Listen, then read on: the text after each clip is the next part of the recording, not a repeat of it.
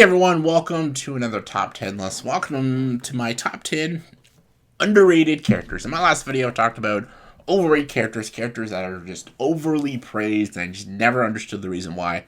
Now it's time for the opposite. These are characters that aren't praised enough. These are characters who are either like overshadowed or just not talked about enough or maybe seen in more of a negative light than a positive light. And I'm here to shed positive light on all these characters. Give them the love that they deserve in my top 10 underrated characters. In my opinion, of course. And, of course, like, not only is just this opinion, but this is for everything. Movies, television shows, comic books, video games, anime, all that kind of shit. Characters. Underrated. Let's get to it. Number 10, Qui Gon Jinn from the Star Wars series. Played amazingly by Liam Neeson. I really like Qui-Gon Jinn, and Qui-Gon Jinn never gets the love that he deserves. I know there's some diehard Star Wars fans that love Qui-Gon Jinn, like some prequel lovers that like him, but he's always overshadowed by like Obi-Wan because, well, Obi-Wan's Obi-Wan. He's, no offense, he is a better character, and he's only in one film because he dies in the film, and just they don't go into more of the backstory of him unless you read some of the books or watch some of the television shows. Qui-Gon was just this really kind Jedi Master who passed away in Star Wars Episode 1, The Phantom Menace. And that's all he really was for a long time. And I feel like there's more love coming out for Qui-Gon, but still not enough. I love him as a character. He's interesting to me.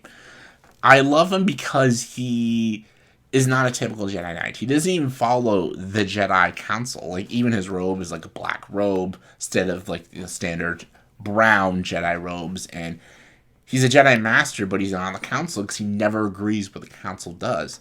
He's not a Sith Lord because he's not evil, but he's not like a full Jedi Master like all of them because he does not agree with some of their teachings and their methods. And that's why I like about Qui-Gon. That's because he was trained by Count Dooku, who also didn't agree with the Jedi ways. And I like that about Qui-Gon, that he doesn't follow the rules. And I love that he challenges the rules when he doesn't understand them or he feels like they're not fair and stuff. And even when he finds Anakin, he knows there's a lot of power and he is the chosen one. The Council does not want to train him. And I know a lot of people would say that the Council is right, but I agree with Qui-Gon that he should be trained, but he should also be trained properly. Being trained by Obi-Wan, I don't think was a great idea. And I don't think Obi-Wan was a bad trainer. Not at all. Just he wasn't the right trainer. He wasn't a bad trainer. He just wasn't the right fit. I think if he was trained by Qui-Gon, very different. I think Qui-Gon would have helped him deal with the darkness inside of him. He would have taught him things that Sith Lords learn, and it would have helped contain Anakin's anger and his rage and his emotions. And Qui-Gon, I just feel like could have done a better job than Obi-Wan. And I just love Qui-Gon as a character. And I love to see like a whole, like, I know we got a whole television show about Obi-Wan, which sucked, by the way. I love a whole series about Qui-Gon, like a backstory of Qui-Gon, being trained by Count Dooku and stuff. I would love that. And I hope Disney does it, but I don't think they will. But anyways, next character. Number 9 is another Star Wars character. That's Finn from the sequel trilogy. Played amazingly by John Boyega. Finn is another one. The shit all over this character. And yeah, please watch my video. I'm going to do a little plug. I did a whole rewrite on The Force Awakens, making Finn the main character. Please watch that video. Put a lot of effort into that video, actually. So yeah, check that video out. Finn should have been the whole focus of the sequel trilogy. The fact that they're making a movie about a stormtrooper who doesn't want to be a stormtrooper anymore, that's an interesting enough story. But no, they're bringing this boring idiot character of Rey and make her the sole focus. And she's boring, she's a Mary Sue, and no one gives a fuck. And to make Rey more interesting, they basically just had to make Finn less interesting. And I hated that they did that. Finn in The Force Awakens was such a great character. And then they just give him nothing to do for Last Jedi and The Rise of Skywalker. And I thought it was insulting to his character. And because I really think there's a good story with him. And it's a story we'll never see. Because Disney, they're assholes. So yeah, Finn is underrated. All right, number 8 is Doc Holliday from Tombstone. Tombstone itself is more underrated now because a lot of young people don't like to watch old school westerns and shit. But Tombstone, amazing film. Doc Holliday, Val Kilmer's character in Tombstone, is a great character. I'll be a Huckleberry. I love him. I love that he is this broken man. He's almost like an anti-hero in a way, and the only loyalty he has is not to his wife or his friends. It's just to Wyatt Earp. And I love it. I love his loyalty and his friendship with Wyatt Earp. And I just love him as a character and his attitude towards everything. It's fascinating. It's absolutely fascinating. He's almost like the Vegeta of Tombstone. And I love it. He's great. Number 7 is Al Powell from Die Hard. Anytime someone talks about Die Hard, they talk about two things. They talk about John McClane and they talk about Hans Gruber. And both are amazing characters. But no one talks about Al Powell. Played amazingly by Reginald VelJohnson, who was in Family Matters. Great show, by the way. I love Al Powell. I love that a lot of the movie is the bromance between John McClane and Al Powell, and that the only way they can talk is through these radios, and they just learn a lot about each other. He shows up to the Nocturnal Plaza, didn't know what to expect, and crazy shit's going on, and he's talking to John McClane while John McClane's kicking a lot of ass. And I love Al Powell. I love how he's such a sincere and kind and lovable character. He's also very smart, and I love that he's always rooting for John McClane, and he's got his back no matter what. And his fucking badass scene where he's got his revolver and fucking shoots the dude, awesome scene. Great character arc, too. I love Al Powell, and just, he needs more love, man. Like, everyone talks about John McClane, they talk about Hans Gruber. People need to talk more about Al Powell. Number 6, I'm actually going to talk about another kind of Christmas movie. Uncle Frank from Home Alone. Uncle Frank is underrated. I think he's underrated because, of course, he's an antagonist because he's a jackass character. I think he's one of the funniest characters in the entire series. I love Kevin McAllister, the Wet Bandits. I love them. Tim Curry in Home Alone 2. Creepy Shovel Guy and Weird Pigeon Lady. All great characters, but Uncle Frank is so fucking funny. No one talks about how funny he is. Everyone who quotes Home Alone movies, they quote like Kevin McAllister, like, I'm living alone, or or they quote the Wet Bandits, we're the Wet Bandits and stuff. Everyone quotes those characters. No one quotes Uncle Frank. Every time I'm in the shower, I do the song he sings in Home Alone 2 when he's like doing the dance. I sing that song all the time in the shower. Lindsay thinks I'm crazy and stuff. I love Uncle Frank. He's such a jackass, but I love him. He's just this uncle who is this biggest cheapskate ever, and he doesn't want to pay for a damn thing. And that's his whole character. It's so funny. And like he like steals things and like asks his wife to put shit in her purse and stuff, and he just stresses about things that are not even his stress because he just wants to get free shit. I love his character. I love him so much in the first 2 Home Alones. He's one of the funniest characters in the series, and no one ever quotes Uncle Frank, but I fucking do. Look what you did, you little jerk. Love his character. He is not a likable character, no, but I fucking love him. Anyways, number 5, I'm getting to another antagonist in a way. Another antagonist in a way. That's what I meant to say. I think that's what I said. Moving on. Anyways, it's Hank Scorpio from The Simpsons. Hank Scorpio was a one-time character in an episode. A great episode, by the way. Hank Scorpio, played amazingly by Albert Brooks.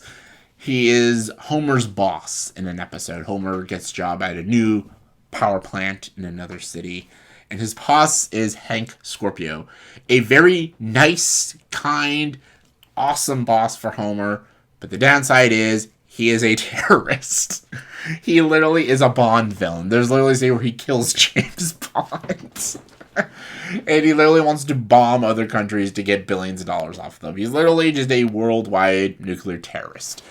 But he is a great character because he's so funny and he's great. He's a Bond villain. He's literally like Goldfinger from the Bond movies. But he's just so nice. Like, he's so nice to Hover, all his employees. He's always smiling. He's just got like such a great personality to him.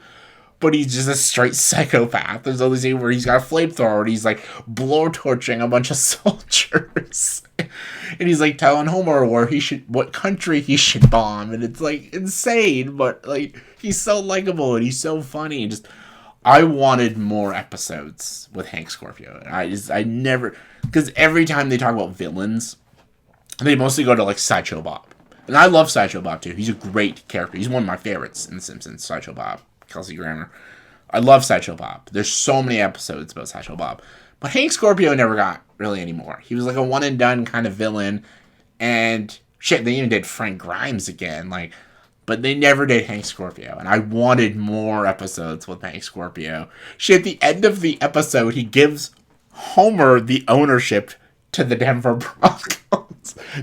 Broncos. It's so funny. And I love his character. He's just so crazy and insane. Just, I want more episodes with him. Super underrated character. Number 4, I'm going to video games. Prince Noctis from Final Fantasy 15. He's underrated because a lot of people are not like huge fans of Final Fantasy 15. Everyone calls it the boy band Final Fantasy. It's not true. It's a great road trip movie. And Noctis is not just like this emo dude with the hair and he's miserable and brooding. I'm like, no, he's a complex character. Like, this man lost his family. He lost his kingdom. He's got a lot on his plate. And only people who has his back are his friends. And he goes through some fucking crazy shit in this game. And he has to make the hardest decisions that nobody can make. I think he's a very deep and very complex character. Yes, I like Cloud Strife and Squall Lionheart better. But I think Noctis is a phenomenal lead character. And he's more interesting than, he's more interesting than Titus. He's more interesting than Lightning. Yuna is more interesting. He's more interesting than Kane or Cecil. I think he's a very fascinating character. And I think he needs to be shown a little more respect. Great character. Number 3 is Parker from Alien, the first Alien film. Parker doesn't get a lot of respect either. Everyone who talks about the first Alien, they talk about Ellen Ripley, Sigourney Weaver, who's awesome in the movie. She's fucking badass. One of the greatest female characters ever, and that started with the first Alien film. And some people talk about, obviously, the Xenomorph. It's fucking cool. H.R. Geiger's design is amazing. And maybe they even talk about the robot, Ash, who's also a really great, intimidating villain. Ian Holm, fantastic. But no one talks about Parker. I fucking love Parker. He's probably one of the most logical characters in the movie. Instantly, when all the crazy shit happens, he's like, fucking freeze him. As soon as John Hurt's character has the face hugger on his face and it's planting the alien seed into his body, Parker's like, freeze him. I'm like, yeah, freeze him. And then Ellen Ripley's the one that didn't want to let them in the first place, which was a smart decision. And then Parker Graystar like, yeah, why the fuck did you... Why? We don't know what this is. This could get us all sick. This could kill us all. Parker is with Ellen Ripley as, the logical characters in the movie. And he's just, this, he's just this, blue-collar worker guy. He's literally... They're all, these, just package delivery people. They're, these, they're almost like warehouse workers and stuff. They're not scientists or anything, but Ripley and Parker always were just the logical, sound people.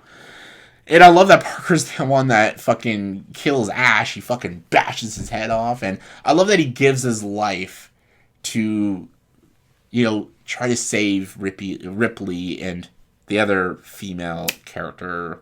Forgot her name. Yeah, he actually, holds the alien back and his life gets taken to save other people's lives. He does like a boss, man. He's a fucking awesome character. People need to talk more about Parker. Number two, Rizzo from Grease. I know some people don't like Rizzo because she's the bully in the Grease movies. But I love Rizzo as a character. I love her more than Sandy. Rest in peace, Olivia Newton-John. Loved her in Grease. She's a beautiful singer. Grease, I love. Grease is the word. What's the word? Grease line. Anyway, I like Rizzo because she is the leader of the Pink Ladies, yeah. And she's just awesome. She's a badass chick, and even though she can be a bit pushy and a bit rude, she is kind of like a bully in a way. But there's a lot of things to her, and it shows in the song Worst Things I Can Do, which is a very underrated song in Grease, and there's a lot of complexities to her, and it's expected her to do all these bad things, and expected her to be a failure and everything, and she just thinks that's what she has to be. That's her fate. She has to be this rude person. She has to be this bully. She has to be like this school slut and everything. And she doesn't want to be, though. But she feels like that's what she is. And that's all she'll be known for. And it's kind of sad, really. It's really sad. And I think her character is very layered. And I think she does have a lot of kindness in her heart. And she falls in love in the movie. And she has a lot of niceness with her that you don't really see. But she actually is a sweet and very gentle person. But because people expect all these bad things from her, that's what she does. And it's a lot more fascinating. Her character is very fascinating. I know a lot of people might watch Grease and just think of her as a bully, but there's a lot more to Rizzo. And she's one of my favorites in the movie Grease.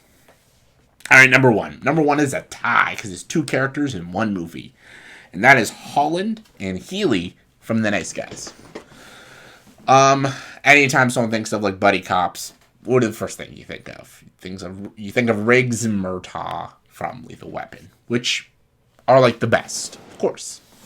But no one ever thinks of Holland and Healy from The Nice Guys. The Nice Guys will go down as one of the most underappreciated films ever made. It's super underappreciated. I hate that it bombed at the box office. I want a sequel so bad to The Nice Guys. We'll never get it. Maybe we'll get a series, but I really doubt it. But it's like almost one of the last of its kind of movies. This buddy cop crude comedy. Like, this movie was a 2016 film, and it says a lot of jokes that you can't even say in a movie now, which is stupid. And it's so funny. It's so great. These two main characters, played by Russell Crowe and Ryan Gosling, are phenomenal characters, and they're so good. I love everything about it. I love everything about this fucking movie. It's so fucking incredible. And these two characters, they're just brilliant characters. Super funny, super enjoyable to watch. I can watch 10 hours of these two just talking and going through some shit and solving cases. It's fucking awesome. Nice Guys, underrated movie, underrated characters. So yeah, that was my top 10 most underrated characters in my opinion. So in the comment section below, please tell me, who do you think are the most underrated characters in your opinion? Comment below, let me know. And as always, if you like this video, please subscribe to this channel and join the dark side.